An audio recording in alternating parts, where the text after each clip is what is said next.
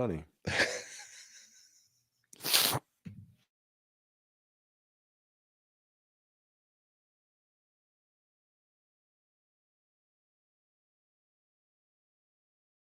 I'm talking about straining for that logo on the side of your helmet and not the name on your back. Yes, sir. Because we know what it represents. It represents everybody here you see and everybody you can't that we've talked about. I'm here to strain with you, man. I swear to God, I'm here to strain with you. Let's go. Everything you got, strain with everything you got. Let's go. Bills on 3. 1, 2, 3. Bills.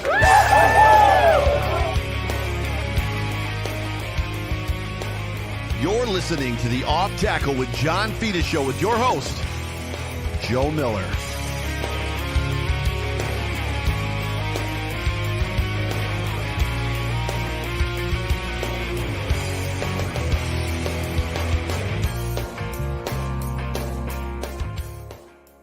Well, what is going on, everybody? Welcome everybody into the Off Tackle with John Fina show, brought to you by the Market Dominator team on the Buffalo Rumblings Vidcast Network, presented by Picasso's Pizza. Treat yourself to the most flavorful pizza on game day. Picasso's, we are Buffalo Pizza.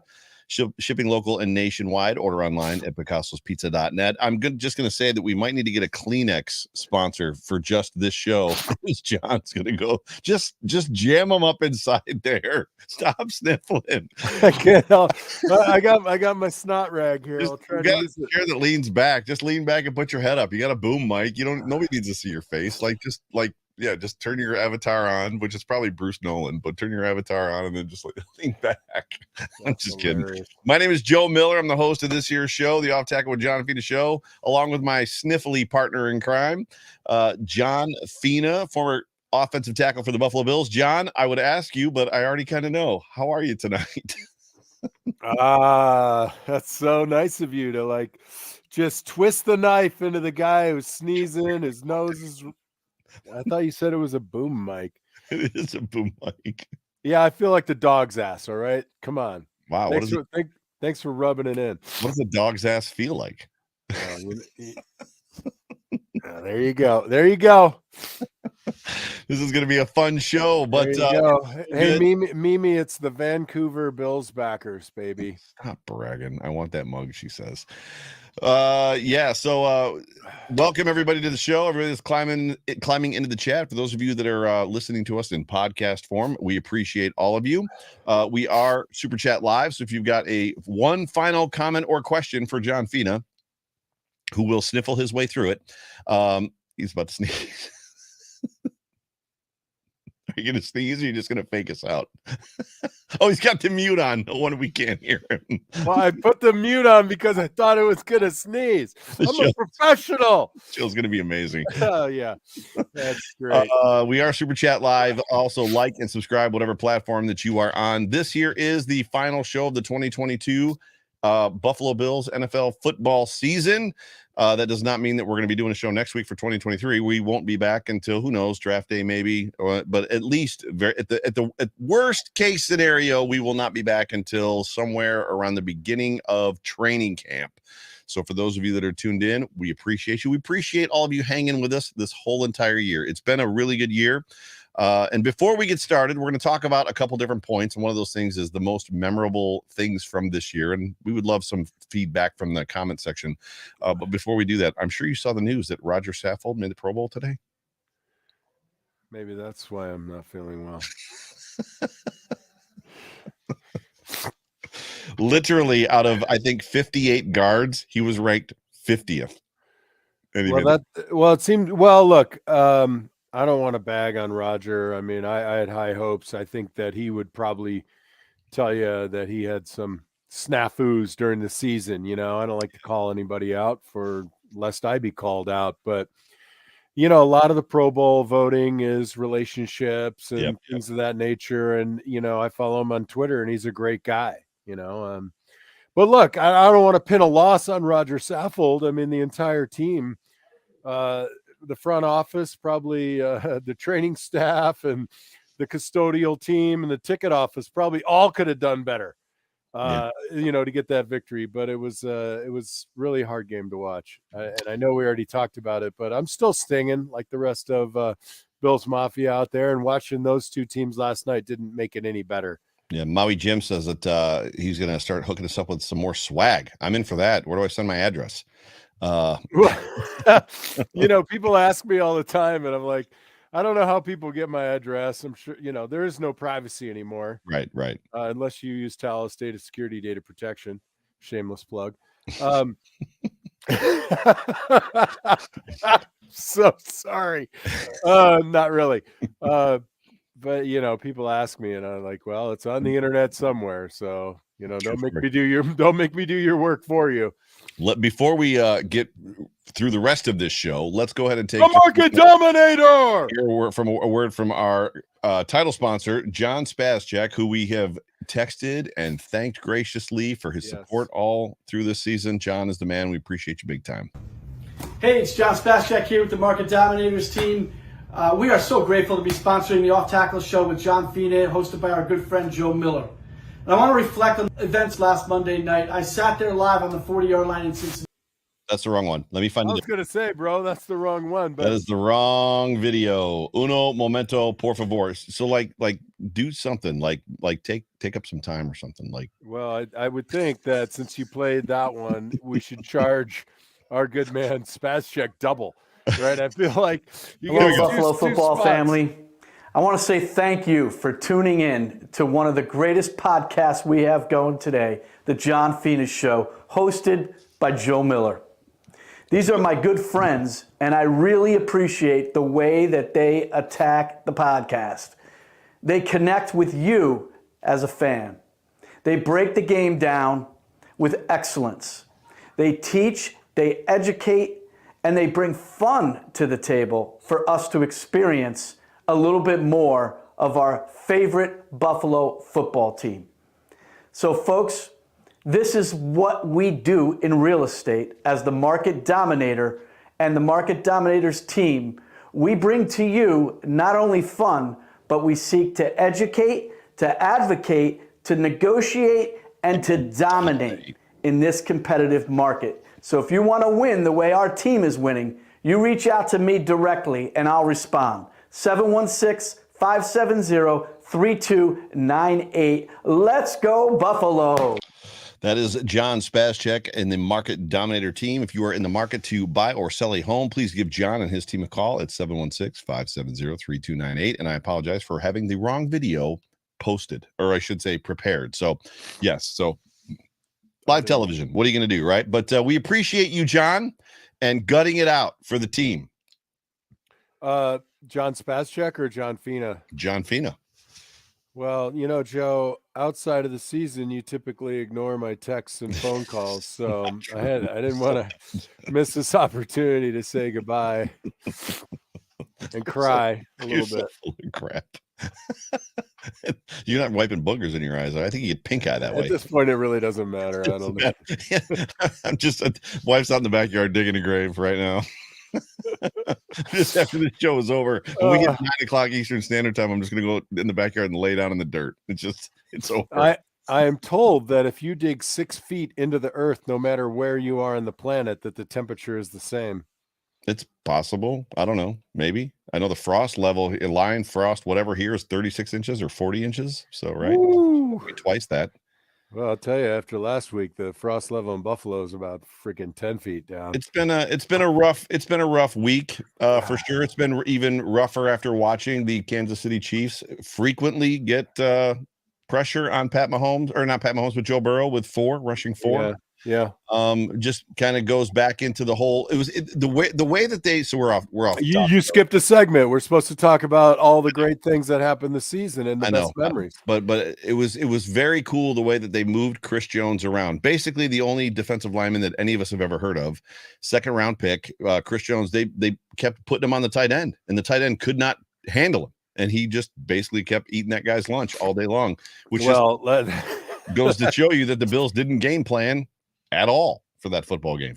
Well, tight ends, we always used to laugh in training camp when a defensive player was blocked by the tight end. Oh, yeah. It's like when the kicker tackles the returner. Right. You got to head to the sideline and be like, I got tackled by the kicker. That's Yeah. hysterical. That's one of those things. So, but we are going to on this show, and again, I would like for everybody in the comment section that's here to maybe, and we'll throw some up on the screen. John's leaving. We're going to go through and talk about just some of the highlights from the season. So, whether it's at a game, a play in a game, a moment in a game, an opportunity that you had to basically connect with friends or whatever, just something from the season, a thing or two that was a highlight for you.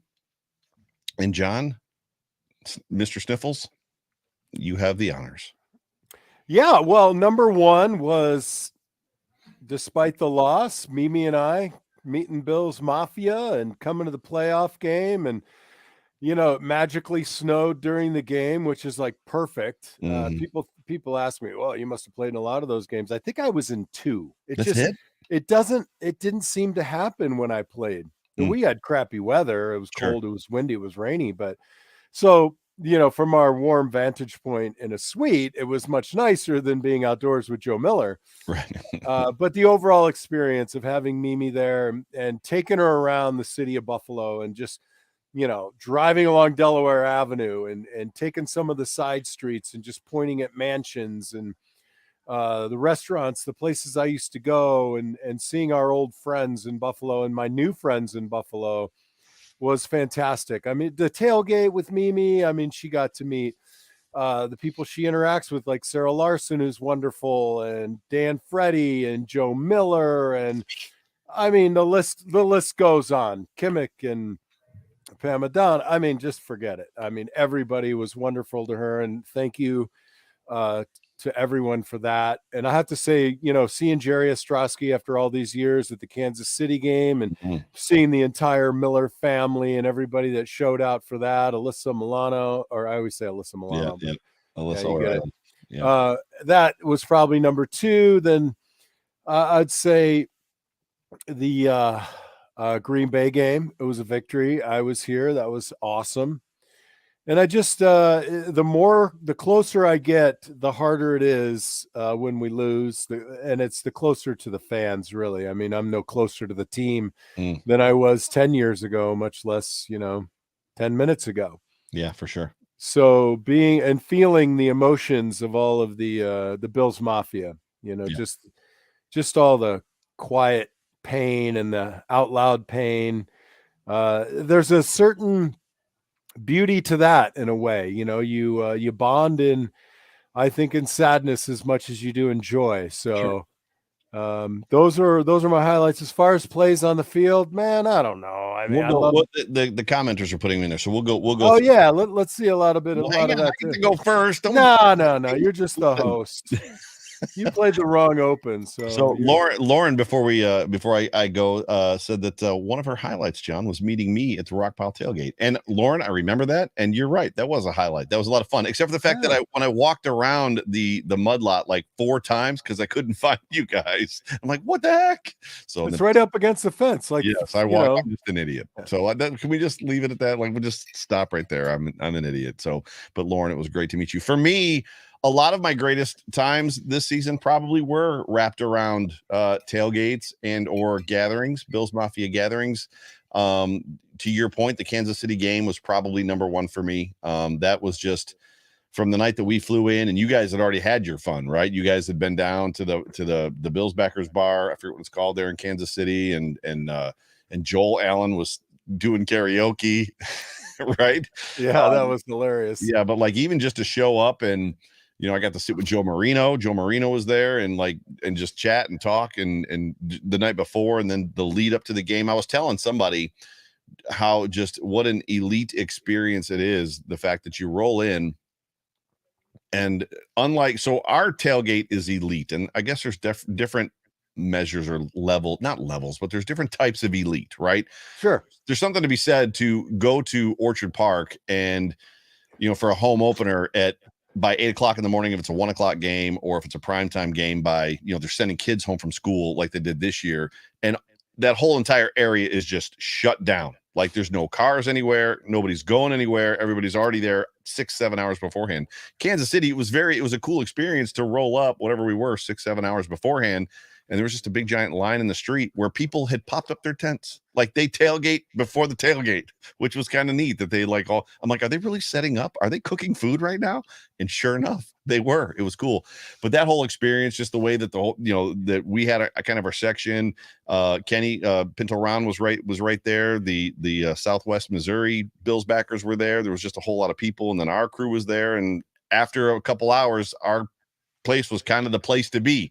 But yeah, to your point, just everybody that was there, and then the football game, and then Jerry Ostrowski. I said this the other night on one of the shows. Jerry Ostrowski from the dark. So we go back to the car. I don't know if you were there yet, but in the dark, all I hear is Jerry Ostrowski's voice basically say, "I came, we won. You're welcome, Bills Mafia." And it was just was like, yes, that's what this is all about. It was a little bit deeper than that, Joe. Yeah, probably, but it was great. The home opener was fantastic, and believe it or not, the home opener, tailgate, and the games, the last 2 playoff games, the tailgates were great. The Miami Dolphins tailgate was fantastic, and then it was one-upped. It was crazy for the Bengals tailgate to see. Mary Wilson was there. Deion Dawkins' mom was there. Jordan, Lisa Dawkins, right? Jordan Poyer's dad is always there. Just all the people that showed up. You were obviously there. Like, it was crazy. It was Daryl Talley. Yeah, it was great. Talley showed up. It was just that's always a highlight for me to see Daryl. I enjoyed Daryl. Yeah, Daryl's a lot of fun. So there was a lot of good stuff, and then all of the plays. There was just so many good plays this year, and I think that's what's getting lost in just a lot of the negative conversation, which we're going to talk a little bit about, just some of the stuff we feel like the Bills need to do going forward. You lose sight, right? When you lose a game like that, when they go out and they lay an egg in the playoffs, which is just something this team never has really ever done. It's just, you lose sight of everything that was fun through the season. So we wanted to kind of take. I don't. No, and the people in the comments don't.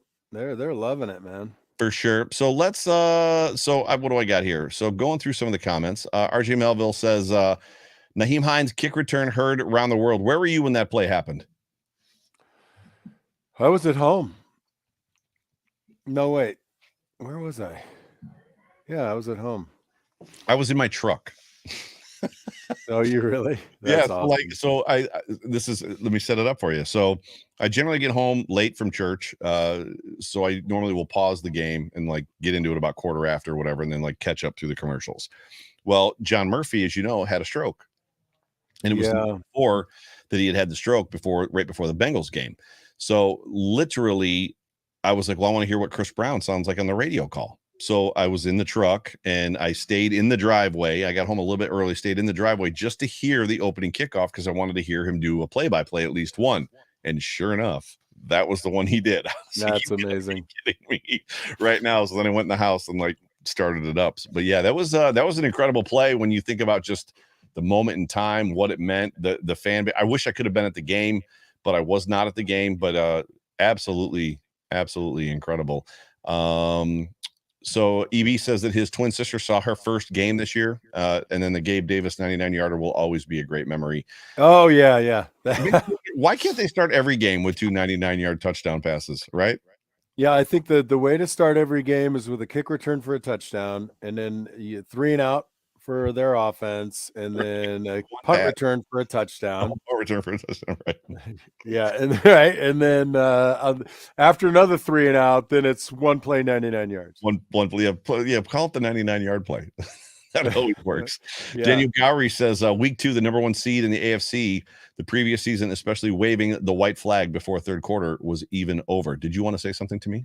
I was just saying that the 99-yard pass plays should be at the top of the play call list on the sideline. Yes, at the top of the play call. Yeah. When they're doing this thing with the card, right? Do the 99-yard touchdown play every time. But Daniel says the number 1 seed in the AFC the previous season, especially waving the white flag before the third quarter was even over. He's obviously talking about the Tennessee Titans home opener game, which was a lot of fun. This was a great moment. Pops Mafia says Matt Milano crushed the Jets quarterback, basically folding him in half. And who was it? Was it Sturls that said turning him into a greater than sign? Or no, it was Joe Marino said that, turning him into a greater than sign. I kind of like it more as a lesser than sign. A lesser than sign. Yeah. That might have been what he said. I don't remember. How do you read that? Do you read it from like it's greater than? Well, if I'm looking at you, lesser than, that's greater than. So mouth open is greater. All right. You're too smart to not know that. I never use that symbol. True. I usually say greater than. The moment says the Josh Allen to Diggs touchdown play that left Jalen Ramsey stranded. So that would have been the season opener. Lauren says to you, we've had a lot of beauty, John. I don't know when she was responding to that, but she did respond to you. So Danner put his comment in there twice. Amanda as well says the Nyheim Hines 96-yard kick return will forever be in her head. What a moment. We all needed it. True. Pops Mafia says the Stampede halftime show. Literally one of the things that McKenna, every time she's with me, she's like, why? Why is this happening right now? Yeah. I'm like, I don't know. They're good. Well, almost everything that happens at halftime of any sporting event, I don't pay any attention to. Like, you will find me at the grill during the Super Bowl halftime. I am not watching it. Right, for sure. What's interesting is overseas, say Premier League, right? They play a soccer match. They go in for halftime. Do you know what they do at halftime? Nothing. They don't know. There's nothing going on the field. People just go get more like giant beers so they can, start fights in the stands of football hooligans. Right. I'm actually going to skip that one for John. So the first one John Hammer said is the highlight of his season was finding this podcast. And he followed it up with, I can't believe John Fina is in a podcast and a whole bunch of awesome people are on it. He's talking about me. I'm the awesome people. No, I think he was talking about our lovely people in the comments section, like Daniel, or he was talking about the guests. Lauren and Karen. Or he's talking about the guests. Thurman Thomas, Daryl Talley. That's true. That's true. Who else did we have? Steve Tasker. And thanks for that. I appreciate that. And I'm sorry that our podcast is so hard to find. We need a publicist. We do need a publicist. Tricia Victor says DeMar waking up was an absolute highlight. Without a doubt. There's no way. Yes and amen to that one for sure. Maui Jim says that more away games are life goals. So apparently I wonder how many he went to. I know that so Sarah Larson went to all of them. We know that Kenny went to all of them, Ken Johnson. And then Kimmick went to all of them as well. I know Spence went to a bunch and Dan I think went to a bunch. But super, super good. Richard Rush says the Tennessee and Green Bay game was awesome. He was there for the home opener. I don't know if he showed up for both of those games, but I know that Rich showed up for the home opener because I remember seeing him. Well, I saw him before Green Bay, right? Oh, then he was at both games. Yeah. I think he was at both games, but so it sounds like that's what it was. Tracy says she needs to get to a home game. Karen Idzik says my favorite was driving 12 hours to Buffalo for the Browns game for it to be moved. Playing the snowstorm with my niece and then watching the game with friends and family. So that's the bait and switch of all time. Like, what? Look over here. Woo, zips. Yeah, super hilarious. Are you trying to touch me? Oh, I gotta go this way. Daniel Gowrie says the outpouring of support for DeMar Hamlin was absolutely amazing. That whole thing is just something I'm always going to remember for sure. Well, we witnessed something historic, really. Just the reaction nationally, globally, the outpouring, people donating $5 at a time. I mean, all right, Mimi, you're unpaid, just so you know. Paid position and you are hired. Yeah. I don't even know. As long as we're probably ready to get unpaid employee work. Yeah, submit your resume, Mimi Viola Fina. Viola. Oh, that's a pretty middle name. It sure is. For a pretty girl. Pretty woman. Were there any other great moments that you can think of off of the top of your head? For another one for me was watching the slow development of James Cook. It was interesting to see because we always hear these things like the game just looks too big for him, not him, James Cook, but just a player. Like, at what point we hear that for the quarterback all the time. When did the game slow down for you? And we almost got to watch that this year with James Cook. The first 4 to 5 games, he was lost out there, like very lost. And then by the Bears game, just watching him set his blocks up, be patient, not worried about it, dart through, make a decision and go. It was great. That to me was a fun part of the season. Yeah, I'm player wise, I mean, we could have a 2-hour show for things that impressed, disappointed, were interesting to watch. Not disappointed. We're not doing right. We're trying to be uplifting. Positive. Okay. Well then I concur. With anything that I say. with the James Cook comment. I concur. I don't think that it had to be so slow and methodical. I think he could have been in quite a bit more. I know we obviously had to wait for him to be RB2 before it started for real. But it's certainly, if we had more, I'm trying to be positive, right? If we had a more dedicated, cohesive running package, it would have happened a little bit quicker. How's that? I tried to say it nicely. Yeah, that works. I don't, I like Josh Allen's leadership. I'm impressed by the kid. Every time I turn around, You and Tim agree. Yeah, there's nothing that he lacks. And he's a really, really good face of this franchise. I loved seeing Von Miller until we lost him, man. Talk about a highlight of the year, watching Von Miller in a Buffalo Bills uniform. What a highlight. God, I mean, hopefully it happens again, right? It should. I mean, clearly, I don't think he's going to retire. He feels like, not that he's ready to play now, but he feels like he's going to be back for training camp, which to me seems aggressive. I think the real resiliency, the beauty, the toughness of Micah Hyde and Jordan Poyer, and their absence or their injuries, and how much we can appreciate guys like that. The Matt Milano fan club, of course, is a great place to pay your dues, because he's terrific. And I had conversations with Sean McDermott and Brandon Beane. That had to be a highlight, yep. One-on-one. And they didn't kick me to the curb. To be fair, I don't add any value to this franchise, so they don't have to spend any time with me at all other than just goodwill. And I'm thoroughly impressed. We got the right guys. They've brought us to Joe Miller's wildest dreams land. And I'm thankful. Yeah. I'm very thankful. Super big highlight for me was meeting a lot of the people that are in our comment sections, the people that listen to and watch this show that maybe don't make themselves known publicly, right? So I know that when you've been in town, a lot of people have been like, "Oh, I watch your show every week." Yeah. Meanwhile, they don't comment. So I met a couple more people like that at the Matt Perino and Ryan Talbot thing on Friday night. Just that are like, I watch live every week, and it's like, I love it. Thank you. Anything? Why? And obviously, because like you see the number of people that are watching, whether it's on YouTube or wherever else, and there's not that many comments flying. So, but just the opportunity to connect and get pictures with people, that's always fun. I have to say, by the way, you copied me. I said that it was great meeting everybody yet again. Yep.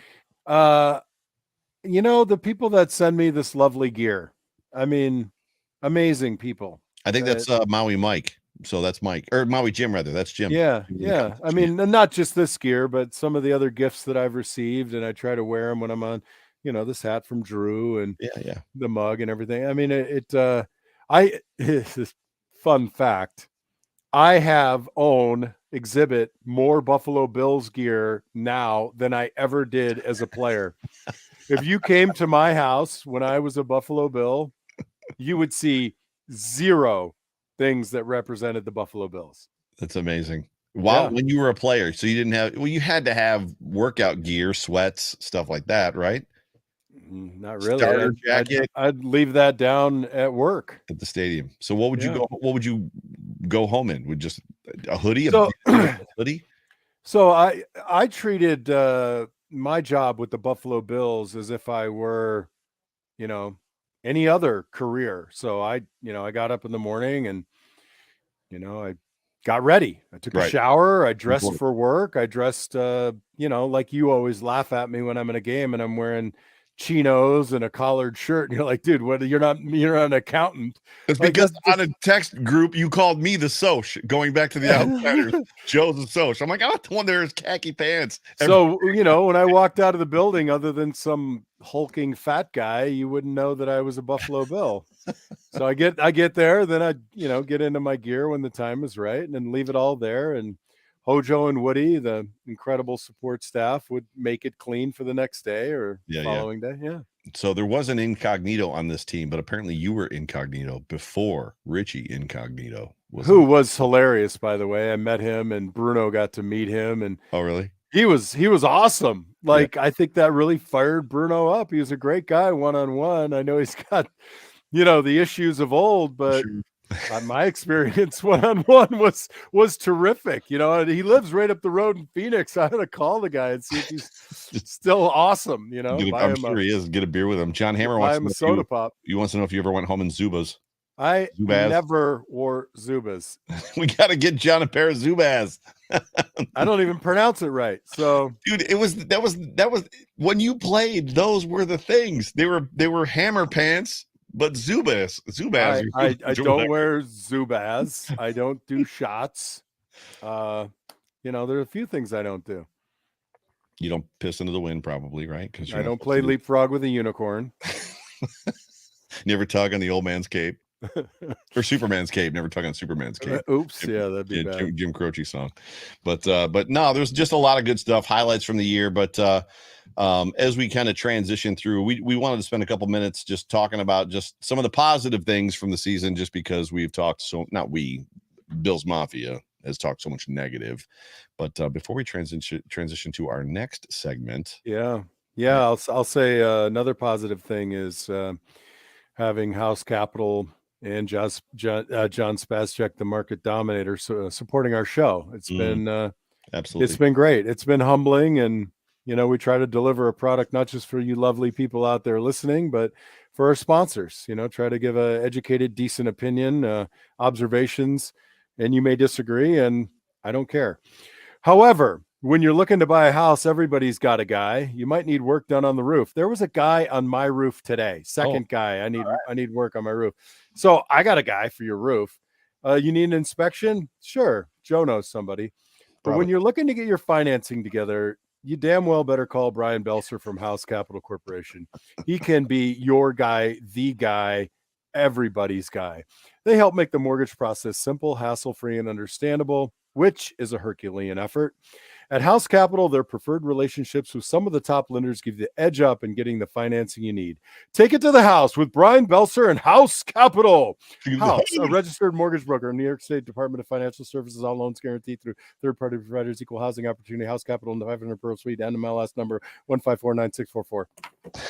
If you are in the market to refinance, if somehow you have a worse interest rate than what's out there right now, give Brian a call at 716-815-2102. Or those mortgage rates are going to come down. You can call them right now, and most likely, if you're looking to buy a house, give John a call, John Spascheck, and then I'll bring with him Brian Belser. Give him a call if you're looking to buy a home, 716-815-2102. So but yes, so now transitioning to the next portion or part of our show, we're going to spend a couple minutes just talking about maybe some ideas, right? Some changes. Somebody just asked, it was Steve Lynn, did Fina give Sean McDermott his insights on the O-line yet? I don't know if you've called down to the stadium or if you've called down to the offices to let them know what you think. Yeah, I got a direct line. It's a red phone. It's a red phone on Sean's desk. But we're going to talk about some things that maybe the Bills need to do. I'm going to let you go first again. So pick a section, a position group, pick something. Just bring up a topic that you think needs to be maybe tweaked just a little bit. Honestly, it's so hard because you have what you like to call recency bias, right? So if you look at the last game, you just say, trash it all. Right. Get 55 new guys, less one or two. And I get that. Everybody feels that way, but I'm trying to condense the entire season, right? And look at it unemotionally, if that's possible. Sure. And I think if I started on the defensive side of the ball, I would just have to say it's hard to know who needs to join another franchise and who needs to stay in multiple positions, because I don't feel like our defense has really pushed the limits. Right. It was with a tear in my eye before the Cincinnati game when, you and I sat here and agreed, don't expect Leslie Frazier to do anything different. And lo and behold, we were prescient in that thought because he didn't. Right. We didn't do anything. Nothing. So I could sit here and I could bag on all three position groups, but I guess if I had to just kind of winnow it down, I would say that the production in the front four, regardless, has to get better. Yeah. We used to have a saying when I played that, and you've heard it, everybody says it now, but it was big time players make big time plays in big games. Big time games. That's right. And we didn't have that from the front four. We just didn't. In situations where it needed to come from whole cloth, to break a drive, to change momentum, say it any way you want. And the front four has quite a number of, ones and twos along it. So I'm not in charge of the salary cap. If I were, man, it would look like the lotto. We'd spend $1 billion every year. But again, a $1 billion every year without the right planning doesn't really get you much. Yeah. So I don't know. I don't want to call people out by name, but they're going to look at it as, who are we invested with? Who do we see upside with? And who might have disappointed to date based on their draft position, and use the salary cap as a barometer for who stays and who goes. I've said for the last 3 years, and then this year I walked it back when Von Miller was a part of this football team, that I felt like it was a luxury that we just couldn't afford, putting $50-60 million, and I don't know what it's at now with Von Miller, in a rotational defensive line, 48 to 50% of the snaps. And now year 4, Vaughn goes out, and I just don't think that I think it's something on a whiteboard that looks great, and in practicality and reality, it just doesn't work. And I think even so, when you've got salary cap issues, which this team has, that's the number one problem, which you're always going to have if you've got a Josh Allen at quarterback. You're going to have some level. I think 20% was the number I heard, that the quarterback, if you've got a quarterback like Allen, Mahomes, Burrow, they're going to take up a non-rookie contract, about 20% of your cap. I just don't think you can waste is the word I'm going to use, waste that much money rotating defensive linemen, especially when you consider half the defensive snaps, your best players aren't on the football field. Why would you not give me Von Miller, Daquan Jones, Ed Oliver, Jordan Phillips, take your pick, and Greg Rousseau for 75 to 80%? Bruce Smith never came off the field. That's not true, but he played. No, certainly not. And look, I will agree with you. There's another thought process to this, which is we're in the interview process still. I mean, Von Miller produces. Beyond that, who's produced on a regular rate of return. And the idea is, hey, we didn't wear you out. We're keeping you fresh so that you can do something fantastic. Yeah. So if that's the thinking, then we see a big shift in personnel in the front four. Yeah. And we may. I agree with you in part. I think that you pick 4 guys that take 70 to 75% of the snaps, but dipping below that with the guys that you think are the best 4 probably isn't the right way to go. But I do believe in spelling them. As an offensive lineman, we never got spelled, and I might have enjoyed it every now and again, but all right. So you agree with me completely, by the way. I said 75. I think I said 80, but I was just throwing numbers out there like the bulk of the time. And I said this on my show last night, even if it means losing the game in Miami because of the heat. If you play a game in Miami and they're just completely exhausted and you lose that game, I would rather trade that game for the playoff game that you're going to lose by rotating them at 40 to 48% and getting no pressure and no rhythm, no groove from these guys, right? I don't know. I mean, I'd have to talk to defensive linemen about that, the concept of being in a groove. I think it's a little bit different as an offense where you can really kind of grow together as a unit and be a groove. I mean, these guys are battle hardened for one-on-ones and double team blocks, but what the guy does, down the way and the coordination of it's not schemed, I think is maybe the word that I'm loosely using. So I do agree with you in part. I'm 75% with you, maybe 83. I could bump it up. All right, let's go to the other side of the ball. Everybody likes to bag on the offensive line, and you can have it. You can do it all day long and twice on Sunday. That's fine with me. I think we're that far away. I don't think it's that far away. I think you move Ryan Bates back to left guard because, as you and Ruben said last year, flip-flopping sides is not just as simple as just flip-flopping sides. He was a much better graded left guard than he is a right guard. And then you draft a right guard in the first round late. Draft that guy. Yeah, look, I don't disagree with you. I think the biggest thing harming the offensive line for pass protection is the type of running attack that we don't consistently utilize. Right. And I think that's a problem. I still believe very much in our tackles, both of them. You know, the younger one needs some more development. He needs some.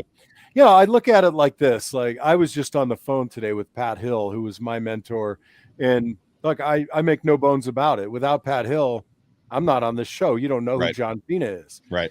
And I talked to Pat about how to coach Bruno and review film and things of that nature. You know, somebody just like Josh Allen went and decided that I'm a good quarterback, but how do I get to be elite? And I, on my own, go seek professional coaching. Right. You know, where does he need to get it? And he needs it. And I think he's very, very close. So I'm good with the tackles. I think Mitch Morse is doing a great job at center. My concern about him is availability. I don't like his concussion issues. I think Ryan Bates is doing a great job. Whether you want to move him to left and get a right guard, you could conceivably, I've heard talk of, well, just move Spencer down the right guard. I don't know what his experience is at guard. I mean, you couldn't have moved me into guard. That wasn't my deal. I don't think Spencer Brown plays low enough to be a guard, frankly. You know, these are big, big men. Huge. And defensive tackles can be 6'3" and monsters of the game. And if they get up under your pads because you're a little high, I don't care if you weigh 320 or 520.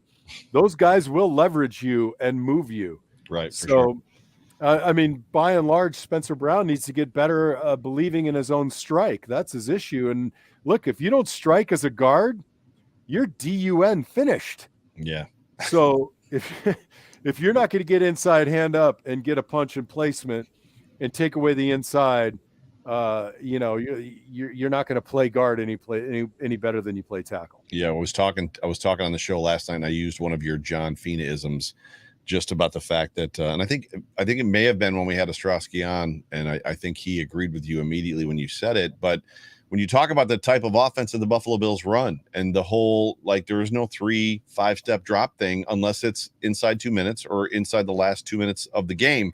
So in those hurry up moments, they like to let Josh drop 9 to 11 yards, dilly-dally around back there. And you said, and this is where I referenced you, you know, when you talk about offensive linemen and pass protection, it's just a matter of time before I'm going to get beat, right? I've only got so much time before he's going to get around me, because you're limited in what you can grab, on how you can hold a guy, and how you can maneuver. So you almost got to wonder as well, like, are they going to do something to help the offensive line, which was the part of the run scheme thing that you were just talking about? Like, can we run better? Can we run more? But are there passing plays like they do with Burrow? Like, they put Burrow in a situation, he's got a bad offensive line, where he's helping the offensive line because the ball's coming out faster. Yeah, well, look, I mean, and I see people rolling in the comments saying that, you know, everybody says our O-line is not great, but it is the scheme a little bit. So if a defensive end puts on a good long way rush, that's around the outside, which is where I want him to go, a success rate for me is to get him at 8.5. And just like Jerry said, hey, if that's the plan, not to correct Josh on the depth of his drops, I don't mind playing in that offense, because if I give up a hit or a sack, it's not on me. Not on you, right. When you go into the darkness of room 301 or wherever the meeting room is, and they bring that film up, your offensive line coach is going to be like, he's going to be rolling the film back with a little clicker going, this ain't on you. Right. I mean, you can't pass protect the entire goddamn field. Right. It ain't happening. Right. But again, I mean, we are a pass first team. Our running game, it wasn't bad, but it wasn't cohesive. We didn't have a plan, you know, there was no identity to it. And that's what makes pass protection better and easier, is a good running attack. I don't think that the Tennessee Titans offensive line is stunning, but their running back certainly is. Yeah, for sure. And that helps. What's his name? The QB. I can never think of his name. Tannehill. Yeah, and everybody says, "Oh, Tannehill's an average QB," but he does some pretty cool stuff because they have a strong running game. Yeah, I want to address Tim's comment. He says Morse may retire, which is always a possibility. Draft a center and play him at guard. If this happens, we're in a lot of trouble, because now Ryan Bates is playing center, which Ryan Bates is a decent enough center, but now you've created 2 holes. So it isn't about drafting one guy playing him at guard. You've now got 2 holes. Look, and if people are asking me, do you draft a tackle, first and move Spencer in, or draft a tackle and make him a guard or whatever? Sure. I mean, there's enough things to talk about on this team. I don't think we have wide receiver too. No one's stepped up. That's literally where I was going to go. So before, for you, John. Yeah, thanks a lot. I'm drinking. I had tea already. I drank a bunch of hot cocoa earlier, or this is hot cocoa now. The best way to look at it, and I was talking about it on the show last night, because when you look at it right now, it seems like a big mess, because we came into this season and all the expectation and all the excitement around Gabriel Davis jumping into that number 2 role, and then none of it came to fruition. Right. So literally none of it. So then you're like, oh my gosh, we've got Stephon Diggs. We have Gabriel Davis. We don't really have a slot guy. Crowder's on a 1-year deal. Beasley's not currently signed. You've got Shakir in there, and then that's pretty much kind of where you're left. And McKenzie, who knows where that's at. And then it's like, who's 4 and 5? Is it Kumaro still? Kumaro's a free agent. I don't know that we're going to keep that guy. But when you look at that situation, and literally all it takes is, and this was the point I was making, Cole Beasley standing on your doormat, pounding on the door, saying, "Please let me in." The dude wants to come back. Mm-hmm. He's like, "If they'll have me, I'm back." Immediately slotting him for 1 year in the slotting him in the slot, right? Putting him in the slot, and then effectively finding a number 2, whether it's in the draft or somebody in free agency or even making a trade, and moving Gabe back to number 4 pushes Khalil Shakir to 5, and all of a sudden that wide receiver room looks really good again. Right? Yeah, I don't know if that pushes Khalil Shakir to 5, frankly. I think I like that kid. And what was he, 5th or 7th round? I can't remember. 6th, 5th or 6th, 5th or 6th, 5th, I think.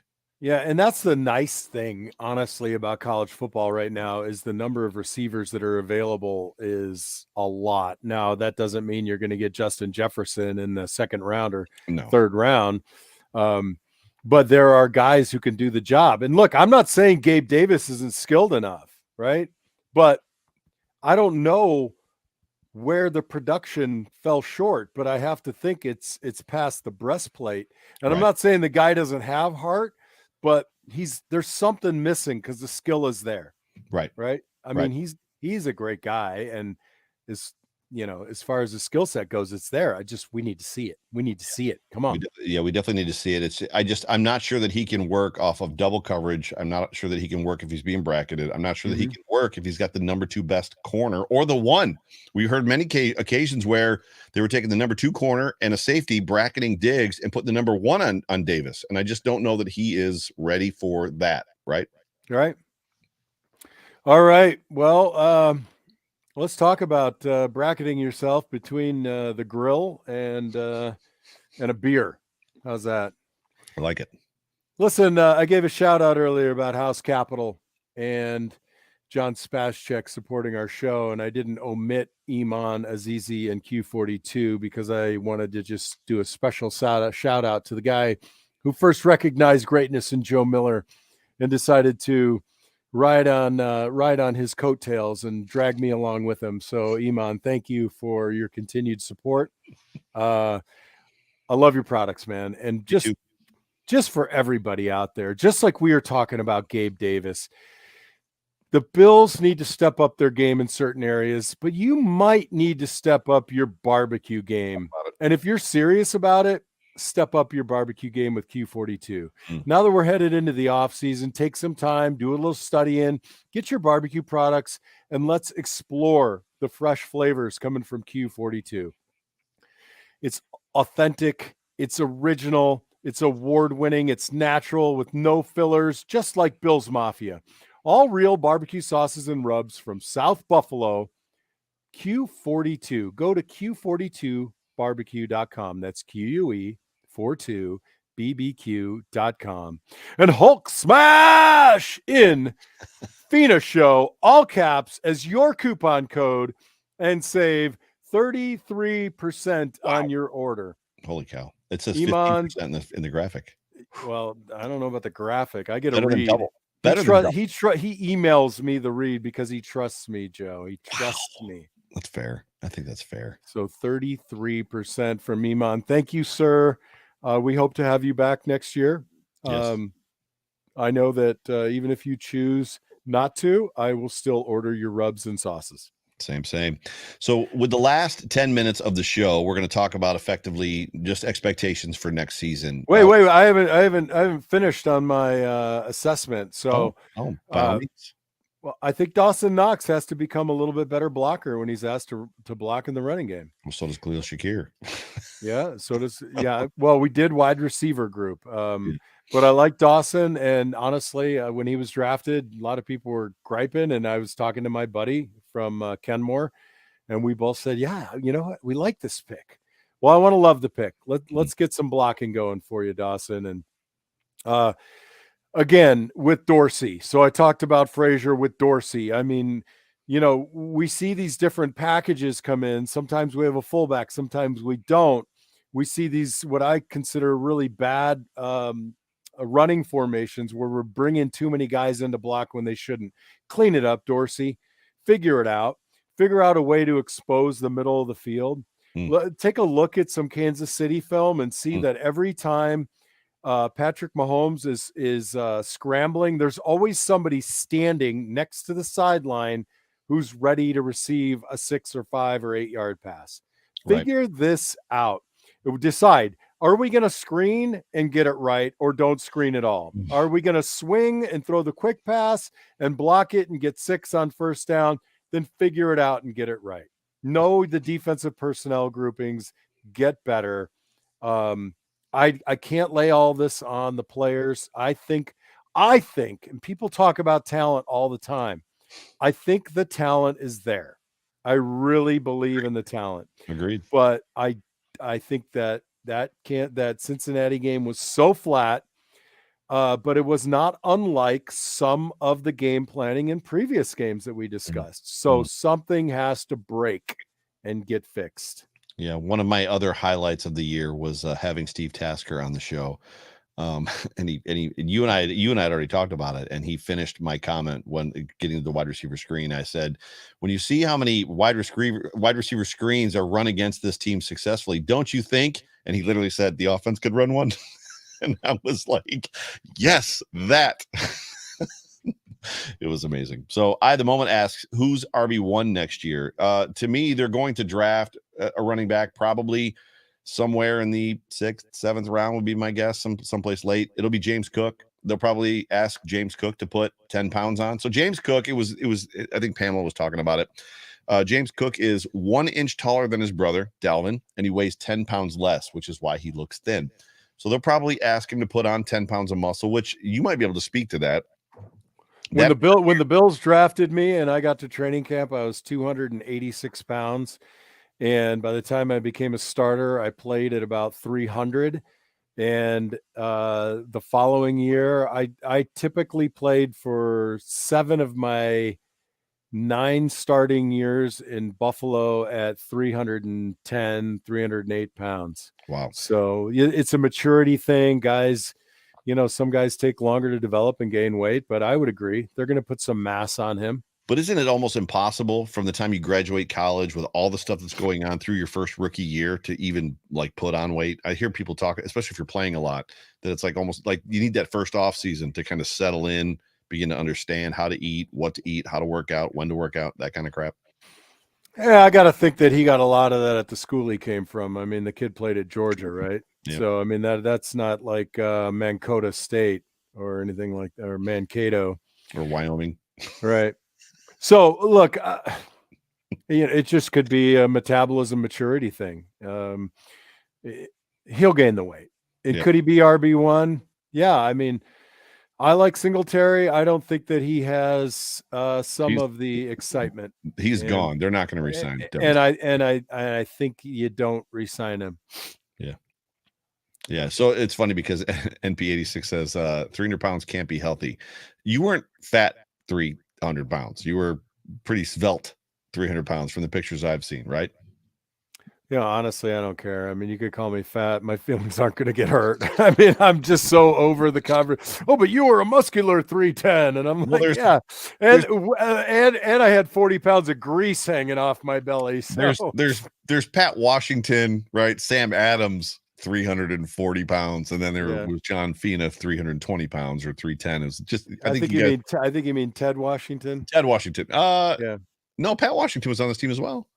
Then he went to Minnesota. It was Pat and Ted in the middle, and then they let Pat go to Minnesota. Yeah, it's not Washington. It's Pat. Oh my God, I can blank on his name. He's hilarious. Anyway, Pat Williams. Pat Williams. Anyway, yeah, look, I don't care. I was fat, I was thin, I was muscular, whatever. I mean, those days are gone. I'm like 245 now. I'm a pencil neck. I'm a shadow of my former self, but I feel a lot better. At 300 pounds is, it's as healthy as you're going to get when you're lifting weights. I mean, it wasn't just like I wasn't doing anything. So Pat, by the way, Pat Williams, you were correct. Thank you. Winner. You're friends with him, so you have an unfair advantage. But I was like, who's Pat Washington? That's funny. But so just let's wrap up the show real quick, just talking about just maybe some expectations, right? I know you said you had some more position groups you wanted to go through, but unless you want to go a little bit long tonight. No, that's good. I mean, special teams, I'm going to address it the same way I always have. Just don't hurt me. So I'd like to just see no turnovers and no penalties. That's all I care about. If you fair catch every damn punt or you never return a kick and we start at the 25, I'm fine. Just don't hold. Don't block in the back. Don't get a punt block. Don't fumble the ball. I just don't hurt me. Don't have me running out onto the field like, woohoo, we're starting at the 38. The corner of my eye, I see that yellow flag back there, and then we're at the 11. I'm like, no, that's like, I literally, like, I'm jogging, like I weigh like 100 pounds, and then I'm like dejected and I weigh 500. I could barely get to the damn huddle. Show us where they hurt you, John. Show us where they hurt you. Yeah. They hurt me with like 89-yard drives. That's hysterical. But just so expectations, kind of like, one of the things considering expectations, and I know that Brandon Beane made a big stink about it, and he should, rightfully so. He said he expected the salary cap to be between 225 and 230. It ended up at like 228. The Bills are currently at 240. Here's some moves that they can make. Now, he did say that they're not going to make any big splash signings this year. He said that last year. The Bills signed Von Miller. My guess is they're not going to do that this year, especially needing Tremaine Edmonds to be re-signed if they go that route. Josh Allen, his current cap hit is $27.5 million. They can actually, by moving some of his money around, they can actually have a cap savings of $21 million, which immediately puts them under the cap. Von Miller, same thing. Current cap is 13.6. They can actually, by moving some money around, get him down. His cap savings can be 10.9. This isn't changing their salaries. It's just the way that it's I know. The cap, cash to cap type crap, whatever. Deion Dawkins, 8.5. They can actually save 6.3. Trey White, they can actually save 6.1, which means they can actually practically have $45 million in cap space, which would give them the opportunity to resign Tremaine Edmonds, do some other things, and kind of do what they need to do. I don't think that they'll do all of those things, because every one of those guys that they do that, they push it, they kick the can down the road and cause problems later. So you might see them do that with one or two guys, probably not all of those guys. Yeah, well, that just brings up the question, though. I mean, this was the year. I think the secondary issues hurt us, and it wasn't our year. But is next year the year? I mean, what are you banking on? Look, if the Buffalo Bills go to the playoffs every year for the next 20 years and don't win a Super Bowl, I'm going to be happy. I'd be ecstatic if they won one. But then the question out there today, I think from Jay Spence the King, was, would you rather win one and then not make the playoffs for the next 5 years? So what do you want, right? Look, if they don't make any changes in coaching personnel, which is the first thing you have to do if you're going to do it. Am I right? Because this is the time. Guys are getting fired and hired. This is the time. So if they don't make any changes now, then I don't expect any other really flashy changes to come about. You're probably right. And I don't know where everybody sits on that. Look, I like Leslie Frazier. I don't know that that's the defense that's going to win it for us with the talent in the AFC at the QB and wide receiver position. I just don't love death by 1,000 cuts. Right. Game plan, bring some heat, get the right guys to bring pressure. And so, again, going back to what I said, if Dorsey and Leslie Frazier stick around, I don't expect to see anything flashy. They'll be saying, we're going to help ourselves in the draft and maybe a couple of releases and free agent signings. that are a little more than or mostly role players, along with the big names that we have to sign. Yeah, by the way, I got that information from Greg Thompson from Cover One, who is a cap guru and kind of like a salary cap guru. So that's where the information came from. And then to your point, we lived it. So we lived almost kind of like on two different teams. So when the Buffalo Bills were going to Super Bowls and losing them, the Kansas City Chiefs sniffed the playoffs every freaking year and could never get out of the playoffs, a lot of times to the hands of the Buffalo Bills. So that's one of them. Another one would be the Dolphins. While Dan Marino went to one Super Bowl his rookie season, I think it was his rookie season, right? Or second season probably. I mean, they could never get past Elway or Kelly. Like they just couldn't do it as far as that goes. So hey, and additionally, as part of a wrap up, like I get it, people are emotionally invested in this team, like I am and you are. And, you want to get angry and call for change and that's fine. As long as, like, what I don't like is when it becomes disrespectful or unsavory. These are men who's, have families and everything like that. And you can be pissed and I'm okay with that. And you, like I said, fire them all or keep them all or whatever you want to do. I just love that I'm rooting for the Buffalo Bills and they have a chance. I never felt that way for a long time. And it's not an embarrassment of riches just yet, but it does feel good to know that I can wear a Buffalo Bills hat around town and people say, "Oh, like your Bills, man," and yep. And that feels really good. It does. And I'm not going to throw the baby out with the bathwater, especially after meeting and talking to Bean and McDermott. So somebody put up, and this is where I was going with that. Sorry, it took me so long to get there.